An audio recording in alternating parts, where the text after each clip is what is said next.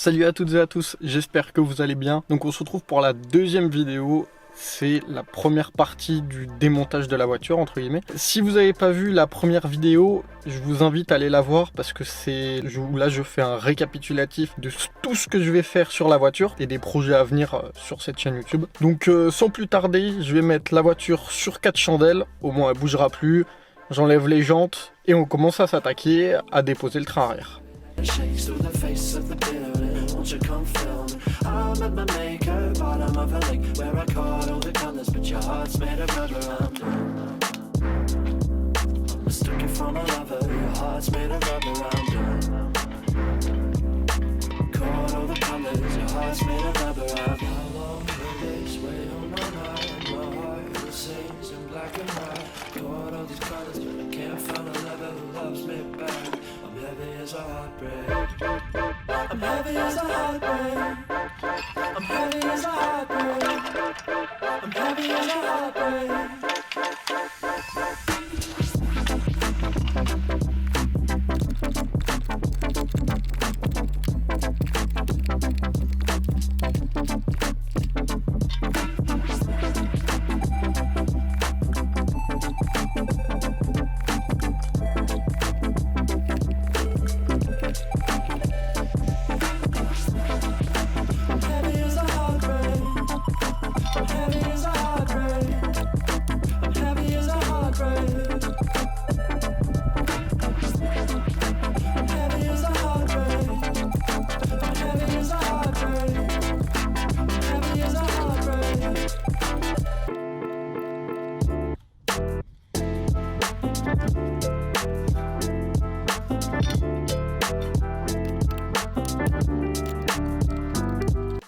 Bon alors je vous reprends, je viens de finir de mettre la voiture sur chandelle, en tout cas à l'arrière. J'ai pas filmé parce que j'ai galéré, parce que je suis dans la terre, donc c'est pas très stable.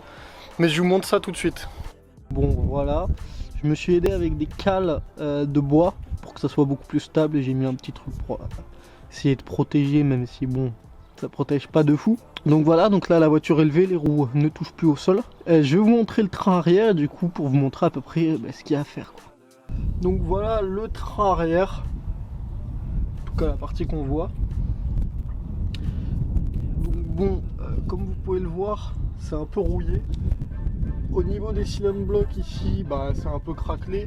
Surtout de ce côté là, je sais pas si on va bien voir, mais c'est un peu craquelé. Mise au point, voilà. Donc après il y a plein de petits trucs à revoir. Au niveau, c'est surtout de la rouille de surface, donc c'est plutôt bien pour moi. Donc bon, on va commencer à s'attaquer à enlever le pot d'échappement qui est là pour nous faire de la place, et après on va prendre la notice d'explication. On va prendre la notice d'explication et on verra bien.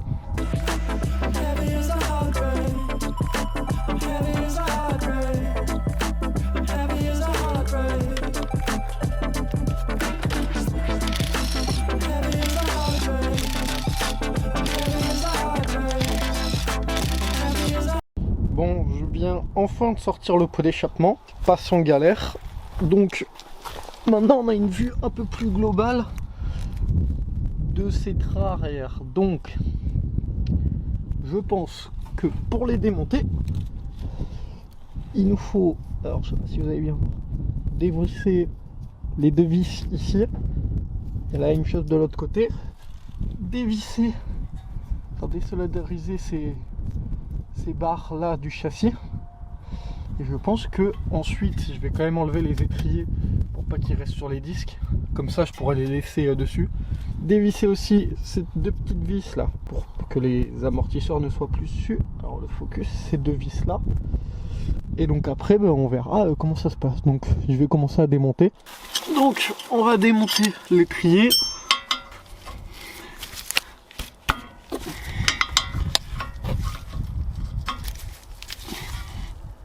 Je vais chercher un coup de dégrippant.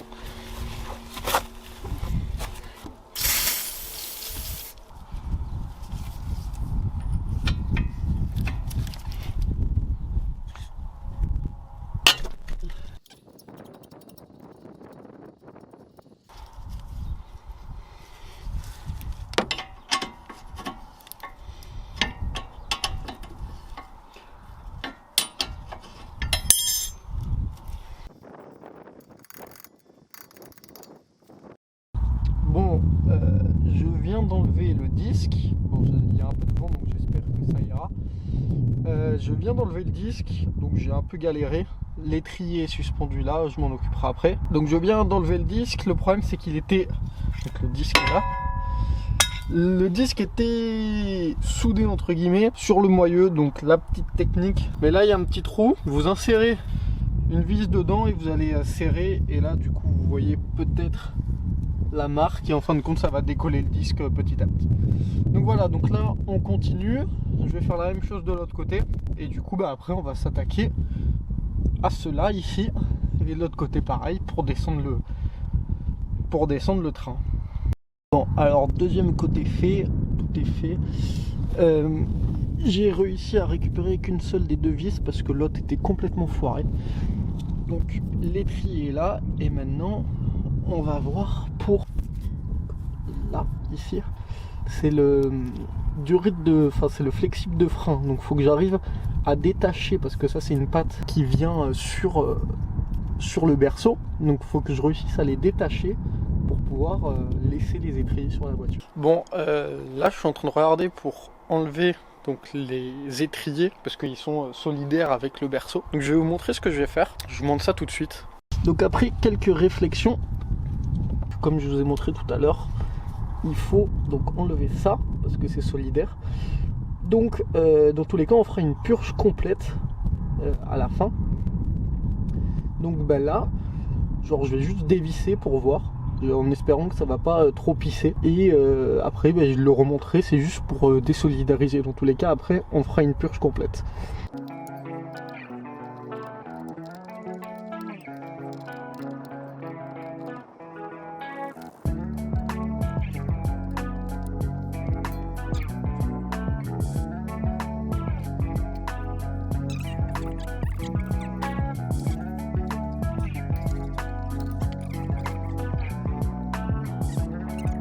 C'est pareil. Voilà. Donc là maintenant il est libre. Et j'ai défait, il y a une petite pièce.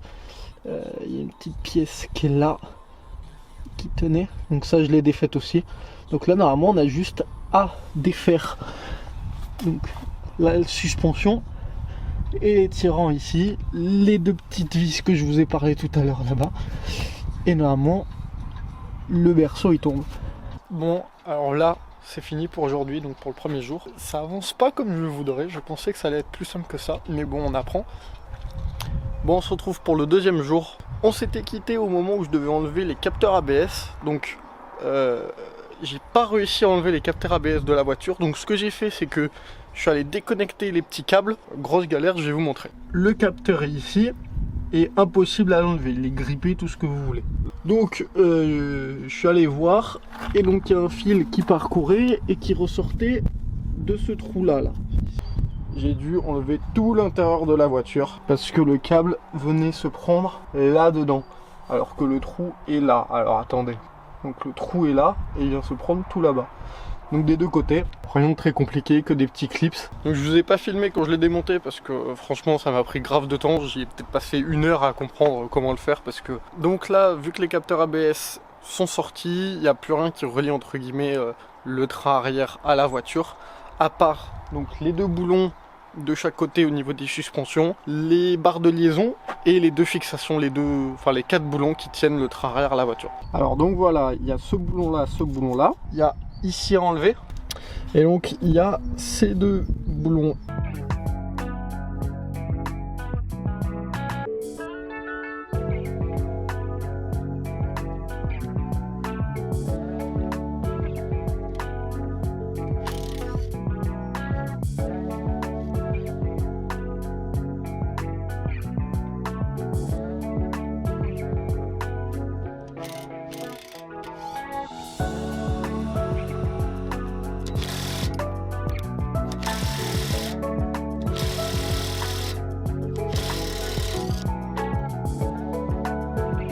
Bon ben on se retrouve l'après-midi du deuxième jour, donc là c'est le moment. Le train arrière tient avec les 4 vis, enfin les 4 vis, les autres elles sont juste encore dessus pour pas que le train tombe. Donc là je vais mettre les chandelles et le cric pour soutenir et je vais dévisser, on va enlever ce train.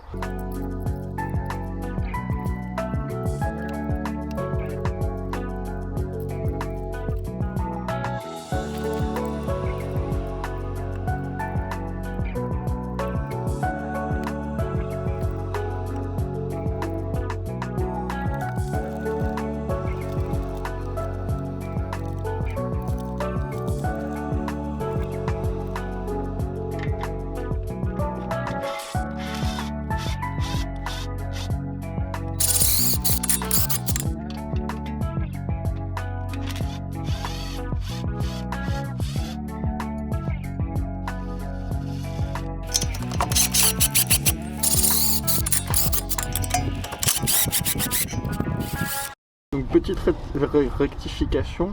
En fin de compte, je vais enlever cette vis là à la place de, je vais vous montrer, de celle-là.